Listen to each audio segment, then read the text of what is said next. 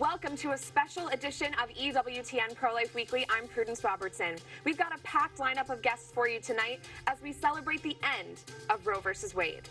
And we will abolish abortion! Roe v. Wade is overturned. The Supreme Court ruled that the Constitution of the United States does not grant any right to abortion. The decision comes with a flurry of excitement from pro-life advocates and lawmakers across the nation. We're joined by Attorney General Lynn Fitch, who represented Mississippi's pro-life law at the Supreme Court. Scientific facts. We dive into medical analysis of the decision with Dr. Christina Francis, board member and CEO-elect at the Association of Pro-Life Obstetricians and Gynecologists, as well as Dr. Tara Sander-Lee of the Charlotte Lozier Institute, who weigh in on how the overturn of Roe will help pregnant women and save babies. Addressing misinformation, Allison Centofonte of Centofonte Strategies joins us to take a look at the first week of a post-Roe era. She debunks pro-abortion rhetoric and shares how misinformed the pro-abortion side is.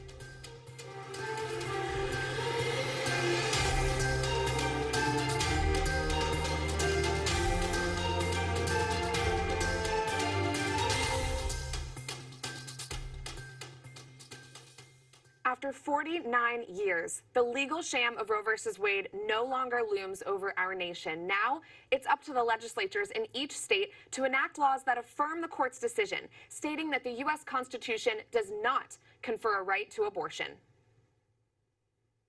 God, you are faithful and true, and we have nothing more to say but thank you, God.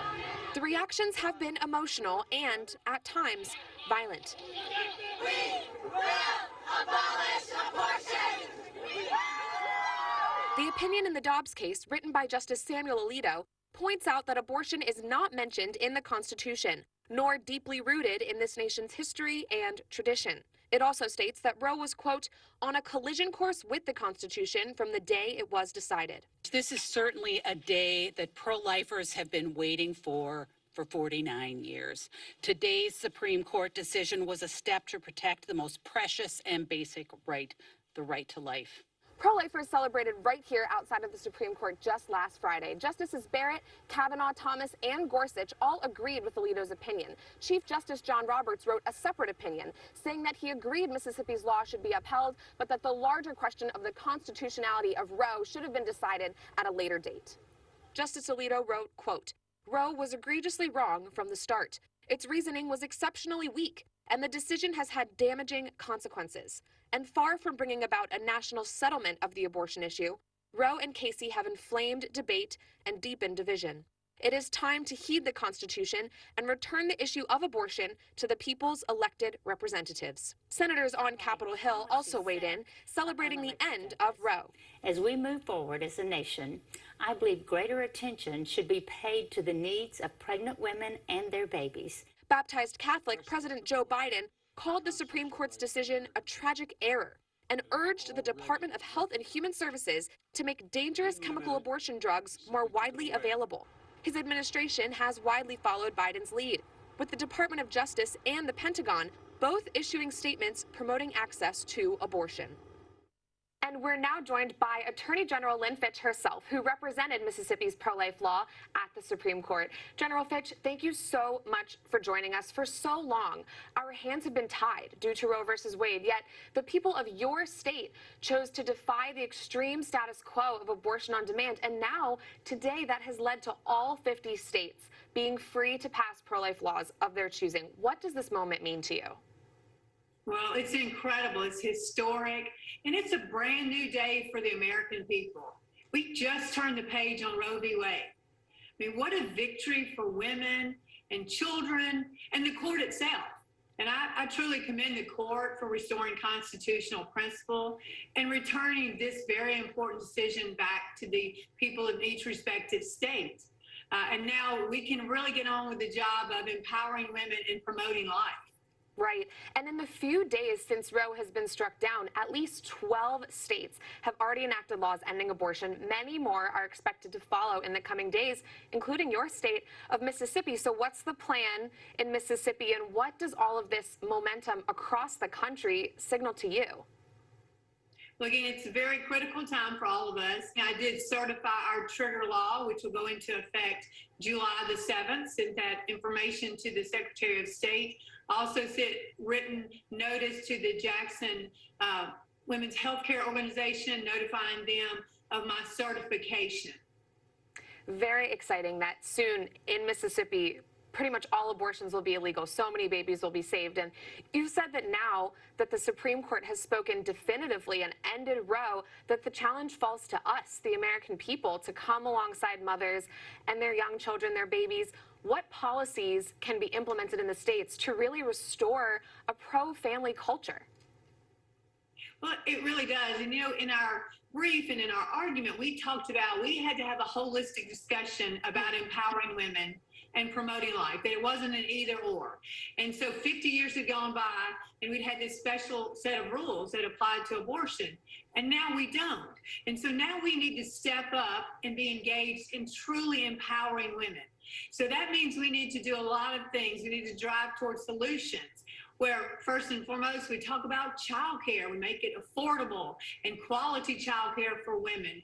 Talk about how we can enforce child support payments, because for far too long, women have borne the financial burden. We've certainly got to talk about the streamlining the adoption process and reevaluating the foster care system and connecting these children with loving families more quickly, because the families are there and they can help these children thrive with the love and compassion. We've got to talk about different options for the workplace environment, like flexibility and maternity and paternity leave. And then also we've got to provide that safety net to our pregnancy crisis resource centers. We've got to have the resources and tools. So these are some challenges, but they're great opportunities, and we're ready to take on this job. I mean, it'll involve everyone doing that, private, public, everyone stepping up. And so it is an exciting time. It is, and it sounds like you've got a great plan to get things moving. And Attorney General, what is your message to women who don't agree with us, who might be resistant to this post-Roe world and all of the help that we have to offer them? Well, in this post-Roe world, we're looking at it from a different perspective. We are truly there to empower women. Again, 50 years ago, you didn't have the choice, you either or, and so now you do. And so we want to help women have their fullest dreams come true, their professional lives, and yet be that outstanding, compassionate, loving mother that they'd like to do as well. So wonderful, and it's such an exciting time for our movement.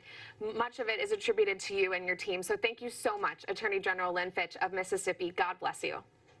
Thank you so much, and we truly appreciate my team, myself, the prayers, and the support. Of course, we're always right behind you. Thank you. While overturning Roe does not end abortion in the United States completely, it does return decision-making on abortion policy to state legislatures. And about a dozen states have already enacted laws that stop abortions in just these last few days. Despite the fact that abortion always ends an innocent life, many pro-abortion advocates are ironically concerned that now women will die because the Supreme Court's decision will force them to undergo illegal back-alley abortions, allegedly. Two well-known doctors who are dedicated to protecting the lives of both moms and babies tell us that's not the case. I'm joined now for medical analysis by Dr. Christina Francis, board member and CEO-elect at the Association of Pro-Life Obstetricians and Gynecologists, and Dr. Tara Sander Lee, senior fellow and director of life sciences at the Charlotte Lozier Institute. Dr. Francis, thanks for joining me. Delivering babies into the world is what you do day in and day out. So what was your initial reaction to the news of Roe's overturn? Yeah, thank you, Prudence, for having me on to really celebrate this momentous decision with you and all of your viewers. You know, I was overjoyed on Friday when I heard the news, and honestly a little dumbfounded that it actually happened. But you know, the knowledge that now in this country, women and children have a chance at real health care as opposed to being subject to the restrictions that Roe placed on states to be able to protect the safety of the women and children in their state.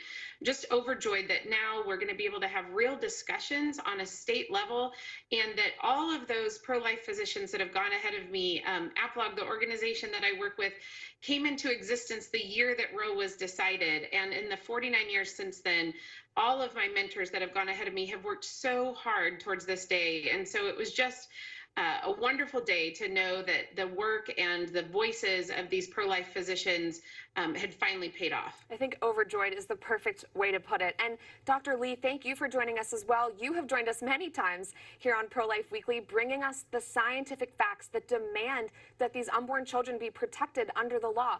What's going through your head right now? You know, again, thank you so much for having me, Prudence. And this is an incredible moment of celebration. I mean, Roe and Casey were an egregious wrong in the history of America. And, you know, as I've said many times on this show, science reveals the truth about how each one of these babies developing inside the womb is a human being from conception until birth that should be protected. And now the American people, through their elected officials at the state and federal level, can finally have their voice heard. I mean, in states where abortion is now illegal, abortion clinics are closing, pregnancy help centers are providing material needs and help to women that desperately need it if they're facing an unexpected pregnancy. Lives are being saved, and hearts as early as 6 weeks are now beating that would have been stopped if not for the Dobbs decision last Friday. So this is a huge win, and we are so excited. Yes, praise God for that. And ladies, I want to talk about some misinformation we're hearing regarding ectopic pregnancies. Pro-abortion politicians and reporters are saying that the Roe decision means that women won't be able to get the treatment they need if they experience this complication. Dr. Francis, I want to start with you. Can you just explain what an ectopic pregnancy is and what the treatment would be? Are these claims from the pro-abortion side true?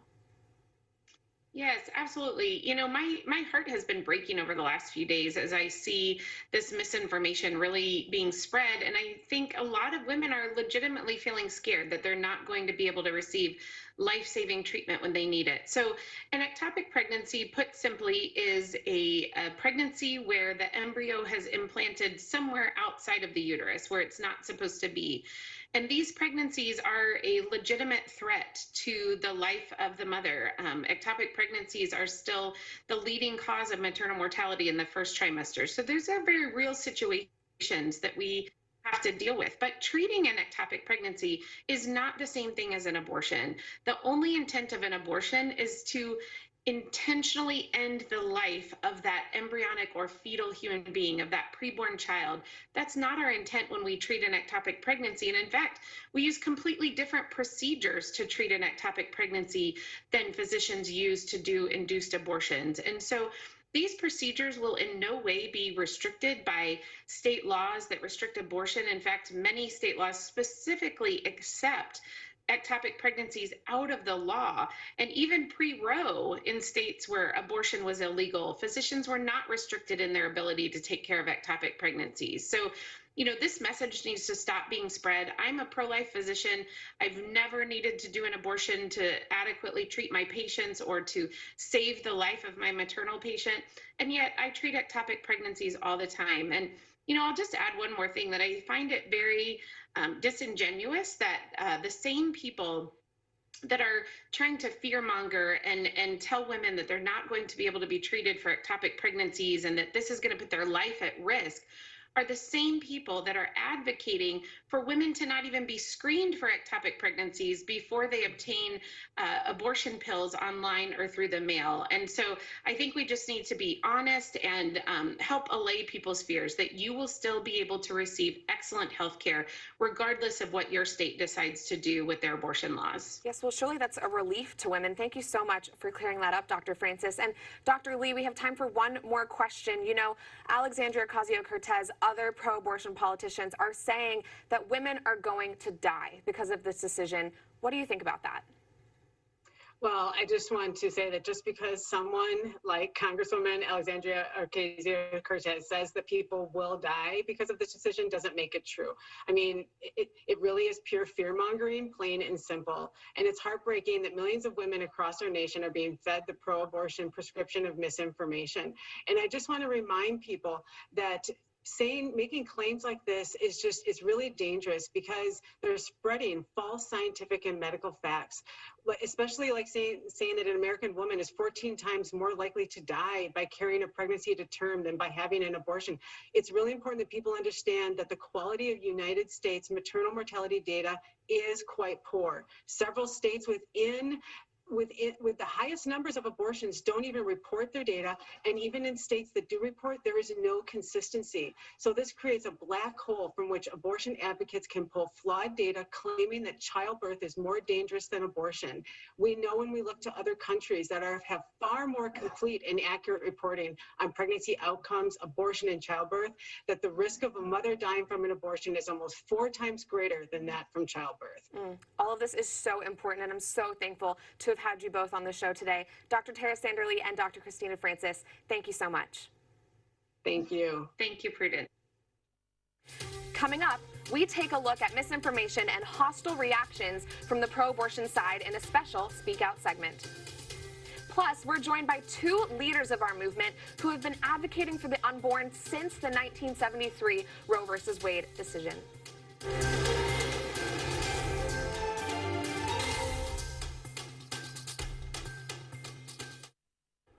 My hunt for extraordinary men and women of faith has brought me to the home of servant of God, Rhoda Wise. Inside this miracle house, Rhoda experienced immense suffering and claimed glorious visits by our Lord Jesus and the little flower. Join me as we explore her remarkable life, her steadfast devotions, and the miraculous healings many have experienced here, including Rita Rizzo, the future Mother Angelica. Discover this wife, mother, convert, and stigmatist in an EWTN event Thursday. The Miracle Hunter, Michael O'Neill, joins Father Mitch Pacwa for a special episode of EWTN Live. First, learn about Rhoda Wise's faith journey. Then stay tuned for the EWTN premiere of They Might Be Saints, Rhoda Wise. It all starts Thursday here on the Global Catholic Network, EWTN.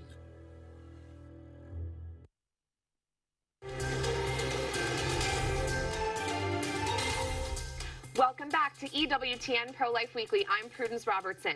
In this first week of a post-Roe world, we've certainly seen some hostile reactions from the other side. We unpack them in this week's Speak Out segment. More pregnancy centers have been vandalized in Virginia, Colorado, and elsewhere. Dozens of companies are pledging to pay for their female employees to travel out of state to have abortions. There were horrific displays of pro-abortion extremism at the Supreme Court, and troves of misinformation are being propagated by the mainstream media. For this week's Speak Out segment, I'm joined by longtime pro-life leader and ally, Allison Santafonte of Santafonte Strategies. Allison, we're seeing a lot of visceral reactions from pro-abortion people, men and women, now that Roe versus Wade is no more. What have you been seeing? Thanks, Prudence, and thanks so much for covering this, because mainstream media is not covering PRCs being vandalized and the violence that has continued after this decision. And it's just striking to me. Violence begets violence. That's what's happening right now. The left is outraged, but they just saw the biggest loss that they've seen in decades, the greatest win for the pro-life movement in decades. And so the amount of lies that are out there, the amount of angry people on the pro-abortion side is massive. Yeah, I agree. And let's unpack them. You just recently gave birth to your second daughter, Allison. What's your reaction to this pregnant woman who labeled the child in her belly not yet human? I saw that. And I've been at the Supreme Court. You have as well on days like this. And the crazies come out of the troves. You know, this woman standing there visibly pregnant with this message on her stomach. I would ask her if I was able to, well, what is it then? Is it a squash? Is it a CD player? Is it a beaver? What is it? Because I saw another photo where she's holding a toddler. It looked like it was hers. She knows what happens. We all know. Science is clear about life in the womb. She is lying to herself, and I think she's lying to the world. She knows that that's a human being. And people are so bought into this propaganda, this narrative from the left that we can't acknowledge life in the womb until it's, I guess, born. But I would ask her, when is it a human life? When does life begin? And try and engage with her. But I think she was just doing that for clickbait, for just to further the pro-abortion narrative that she clearly and oddly supports. Right. And let's talk about social media for a minute. This morning, I was scrolling on my phone and saw that a beautiful graphic that simply states abortion is never medically necessary was censored and labeled sensitive content. Is it just me, Allison, or is this complete nonsense? It's wild. It's absolute nonsense. We always seek to save both lives.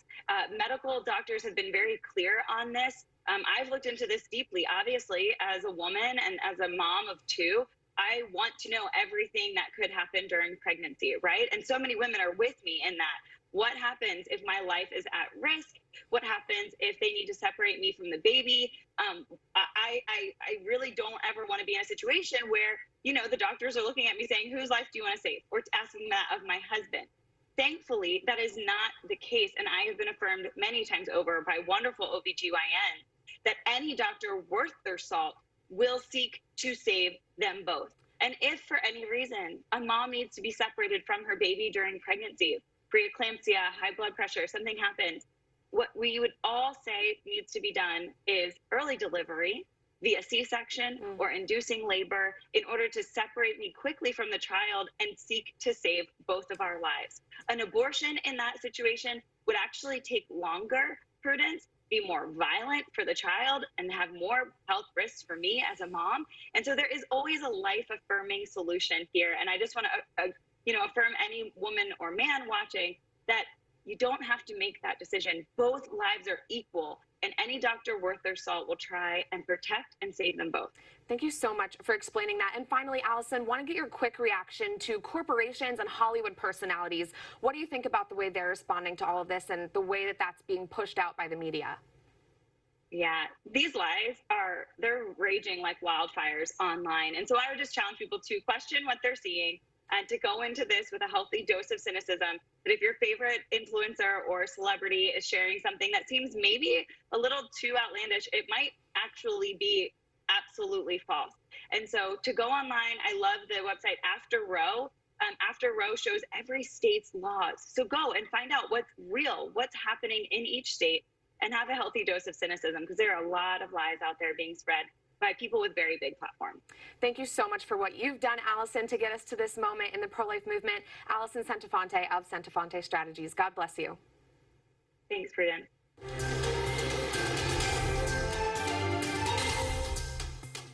As we embark on this post-Roe era, we take a look back at how we got to this point in history. After almost 50 years, Roe is finally done for. Two of the outspoken voices who lived through the Roe v. Wade decision are Jeanne Mancini, president of the March for Life, and Chuck Donovan, president of the Charlotte Lozier Institute. In recent interviews, Mancini has said that the fight to end abortion is far from over. Meanwhile, Donovan has been vocal about his opposition to President Biden's pro-abortion agenda. Jeanne Mancini and Chuck Donovan join me now. Thank you both so much for being with me. You both lived through the 1973 Roe versus Wade Supreme Court decision, and you've been at the forefront of this movement for decades. So tell us what you're thinking now that Roe has been struck down. Jeanne, I'll start with you. Well, I'm really just in awe in some ways that this moment has come. I'm still just really celebrating and taking it in. And yet, also thinking about what is to come, because there is so much ahead, and we're really in a new season, as so many of us have been saying here. So excited to think a little bit more about the states, and also about, increasing that safety net that we've all been thinking and talking about, which is already so strong, as we know, in the movement, but making that even stronger. Yes, and Chuck, what are your thoughts? Well, I think we're in a moment of incredible opportunity, but there's certainly some risk. The abortion industry has changed over the years. They haven't grown the physician corps that they wanted to have. Many places are actually pausing or stopping abortions, and they're reverting to the abortion pill, which I think is a desperate and medically risky approach to work directly with women and deliver them medications that actually increase their risk. So we'll have to adjust our strategies and be more about talking directly to women, as Jeannie mentioned. Right, absolutely. And Jeannie, you have said that the end of Roe is just the beginning. Explain what you mean by that. Yeah, so I'm taking this famous Winston Churchill quote after the Battle of El Alamein, where he was asked, "Is this the end?" And he said, "Oh, no, it's not the end. It's not even the beginning of the end, but perhaps it's the end of the beginning." And that is how I see, and I think many of us see this. It's like we're moving into phase 2 now, where really this goes back to the people, you know, in their vote particularly, and in a special way at the level of the states. Not that we won't have our work cut out for us legislatively at the federal level too, but at the March for Life, we're very committed to a state march program where this year alone we've been in 5 states, and we plan to, over the next 5 to 6 years, be in all states. Very exciting. It's so important to be active in those states on the local level now. And Chuck, you recently released a statement saying President Biden continues his see no evil, hear no evil, report no data on evil mindset. Explain what you mean by that. Well, it's so disappointing, Prudence. You know, I've worked with senators for 3 or 4 decades on this issue and saw Joe Biden in various modes, including a mode where he was opposed to abortion. He was supportive of the Hyde Amendment. Now he seems captive to the most extreme elements of his party. They're talking about, I think ludicrously, about placing abortion clinics on federal property. They're even exploring doing it on Indian reservations. I don't think those reservations want anything to do with the abortion industry. So let's hope we can check this administration, and then we have the power of the vote. Hopefully we can modify it and influence our country in a pro-life direction across the board. That's right. And Jeannie, you've led the March for Life for almost 10 years now, but some people might not know the very first march was in 1974, the year right after Roe was decided. And now that that decision has been overturned, I wondered if you could tell us what next year's march is going to look like here in D.C. So, well, for starters, we will march. I've been asked quite a bit, you know, hey, do we still need to march now that Roe is overturned? And my question back is, has abortion become unthinkable in the United States? Like, yes, we've reached this incredible moment in history in building a culture of life, but we have our work cut out for us, folks. So we will continue to march, and the next march will be the 50th annual March for Life and the first post-Roe March for Life on January 20th. So I hope all of your viewers will plan to be there. I know, I can't wait to be there. And to both of you, we're seeing backlash on all fronts in reaction to the Dobbs decision. From the Biden administration, as you've said, Chuck, big corporations, celebrities, they're all lying to women about what this decision means. So how should our movement be responding? Chuck, I'll start with you. Well, I think the other side has indicated they want a summer of rage. I think our attitude needs to hold firm and calm, and we're seeking a summer of service. Come the fall, we'll seek a summer of election for a new path for the country. But we need to see that the pro-life movement, which has done a remarkable thing, we have changed a constitutional ruling that was invalid from the start. We did it with peaceful activity. We did it with marching in Washington, D.C., and I was talking with Jeannie, without really a single arrest of anyone for disorderly conduct. And here we are. This is a model of how civic peaceful change can happen. We need to plow straight ahead with the same spirit. Amen. And Jeannie, any final thoughts from you? I think it's a particular moment for pro-lifers to also just continue to try as hard as possible, it might be a little hard, to treat every person with great dignity and respect, knowing that, you know, life is not necessarily about fighting louder, but it's about being loving. Life is loving. And so to be that way with people who disagree with us, because that will win their hearts and melt their hearts. And never to forget praying and fasting about this. This is a spiritual battle at its heart. Amen. Could not agree more. And I'm so honored to have you both on the show this week. Thank you for everything that you have done for the unborn and everything that you'll continue to do. Jeannie Mancini of March for Life and Chuck Donovan of the Charlotte Lozier Institute. Thanks for having us. That does it for this edition of EWTN Pro Life. I'm Prudence Robertson. Until next time, we'd love to hear from you. Find us on social media at EWTN Pro-Life on all social media platforms. Twitter, Facebook, Instagram, we're there. You can also send us a message by emailing ProLifeWeekly at EWTN.com. We love to hear from you. Remember, life is a gift. Your life is a gift. God bless.